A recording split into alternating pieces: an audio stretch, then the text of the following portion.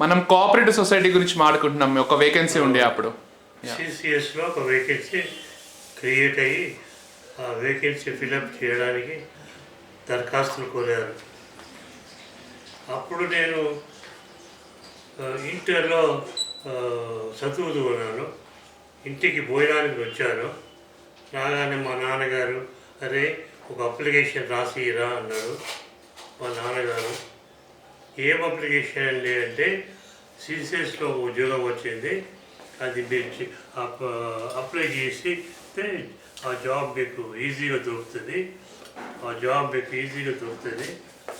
మీరు తింటూ మాట్లాడచ్చు, ఆ జాబ్ ఈజీగా దొరుకుతుంది, నువ్వు అప్లై చెయ్యి అన్నాడు. నేను నా చదివేం కావాలి నాన్నగారు అంటే సాయంత్రం పూట చదువుకుందాంలే, మీ జీతాలు బాగానే ఉన్నాయి, మాకంటే ఎక్కువనే వస్తాయి, ఏదో తోడుగా ఉంటామని, తేలిక వస్తుంది ఉద్యోగం కాబట్టి చెప్తున్నాను అన్నాడు. ఇక సరే అని ఒక అప్లికేషన్ రాసి వాళ్ళకి ఇచ్చాను. ఇకనే మా నాన్నగారు అప్లికేషన్ తీసుకెళ్ళి సూర్యనారాయణ గారికి ఇచ్చారు. ఆయన ఏం చేశారు, ఎవరిని ఆలోచించకుండా అడగకుండా అపాయింటెడ్ ఈ should report to secretary CCS on Monday అని సంతకం పెట్టేశారు. ఓకే. ఆ అప్లికేషన్ తీసుకెళ్ళి మా నాన్నగారు సిసిఎస్ సెక్రటరీకి ఇచ్చారు. సిసిఎస్ సెక్రటరీ స్టన్ అయిపోయినాడు.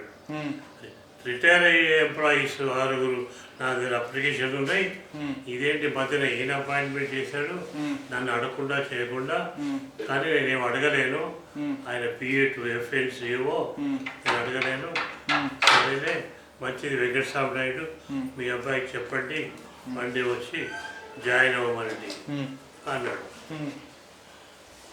ఇక సరే ఆ రోజు అక్కడికి వచ్చి జాయిన్ అయిపోయినా ఆ సర్వీస్లో. అక్కడ ఒక హెడ్ క్లర్క్ దంతం అని ఉండేవాడు. ఎవరు?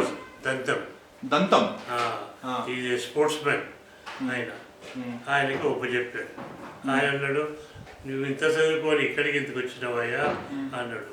ఏం చేయాలో మా నాన్నగారు చెప్పారు, వచ్చాను, సరే ఆ సీట్లో కూర్చో ఈ పని చెప్తాను అని ఏదో పని ఇచ్చాడు, చేస్తూ ఉన్నాను.